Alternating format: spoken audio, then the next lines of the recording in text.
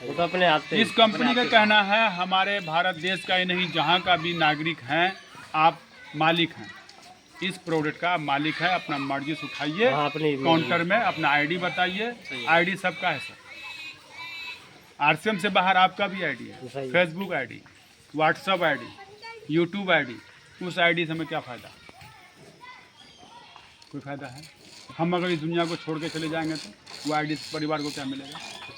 लेकिन एक आईडी अगर बना लेते हैं, उस आईडी को जिस तरीके से व्हाट्सएप का आईडी का निर्माण करते हैं, कुछ न कुछ शेयर करते हैं, हमारे कुछ नहीं आगे बढ़ रहा है, दूसरों को आगे बढ़ा रहे हैं, अपना कुछ नहीं बढ़ रहा है।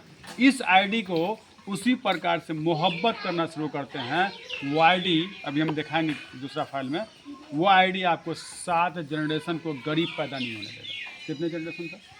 7 जनरेशन। क्यों? आरसीएम बंद नहीं होगा। अभी 24 साल चल रहा है। कितने साल? 24 साल। अभी हमारे टीचर साहब हैं, लगभग 50% स्टूडेंट ऑनलाइन पढ़ाई कर रहा है।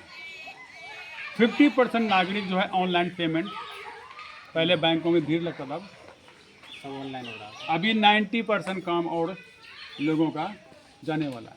कौन लेगा? ठीक है, लेकिन रोबोट या ये सब कुछ छीन लेगा।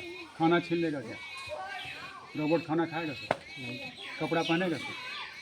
तो जब तक इस धरती पे लोग रहेंगे तब तक आरसीएम का सामान रहेगा, तो तब तक हम काम करेंगे। दूसरा, अभी आपको थोड़ा सा सवाल कर रहा हूँ सर, बुरा नहीं मानिएगा, हम भाईचारे में बोल रहे हैं। हमारे पास डिग्री है, हम कहीं जॉब कर रहे हैं, भगवान न करे हमारे भारत देश में प्रत्येक दिन 7,500 आदमी परलोक चले जाते हैं। कहाँ? चाहे बीमारी से, चाहे एक्सीडेंट से, है ना? हम क्या बोलते हैं, मतलब सैफों में वो मर गया एक्सीडेंट होकर के। भगवान न करे हम पत्नी को रोजाना आई लव यू बोलते हैं, मम्मी को आई लव यू बोलते हैं। जिस दिन भगवान हमको आई लव यू बोल देगा, हमारे घर में क्या सिक्योरिटी आएगा उस जॉब से? जबकि ईमानदारी से 100% वो मेहनत करते हैं, ईमानदारी से हमारे परिवार को क्या सिक्योरिटी मिलेगा? कुछ मिलेगा सर? जिस दिन हम गए, मेरी डिग्री, मेरा इनकम समाप्त हो जाएगा। लेकिन ये आईडी अगर बना लेते हैं, जैसे व्हाट्सएप आईडी, फेसबुक आईडी बनाते हैं, इस आईडी को बना लेते हैं, इस आईडी में काम 2 ही है हमारे पास। सबसे पहला काम है खर्चा। क्या सर? खर्चा कहीं ना कहीं तो हो रहा है। लॉकडाउन हुआ था, सही है। कोरोना काल आया था, सारे काम धंधा चौपड़ था, लेकिन ये किसी का चौपड़ था क्या? किसी का खर्चा बंद था क्या? नहीं है सर?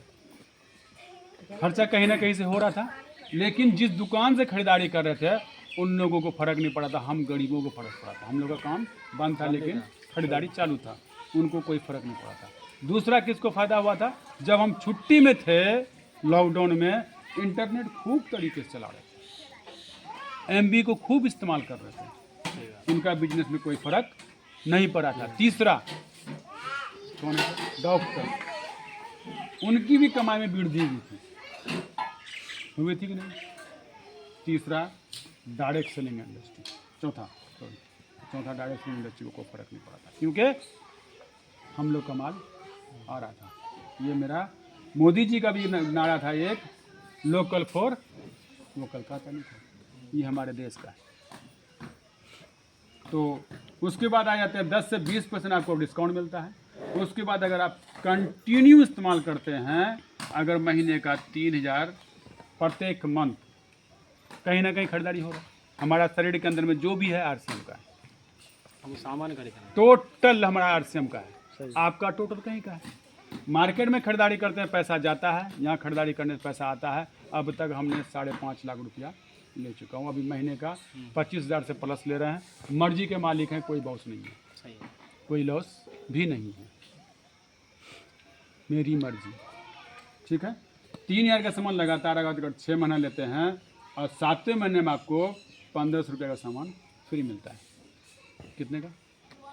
15। ये ताऊ जी हैं, बचपन से खा रहे थे जिस दुकान में, कभी फ्री दिया ताऊ जी? कब ना भैया ना एमआरपी से डिस्काउंट दिया, MRP का फुल फॉर्म क्या है? M से महंगा, M से महंगा, R से रेट, P से प्राइस।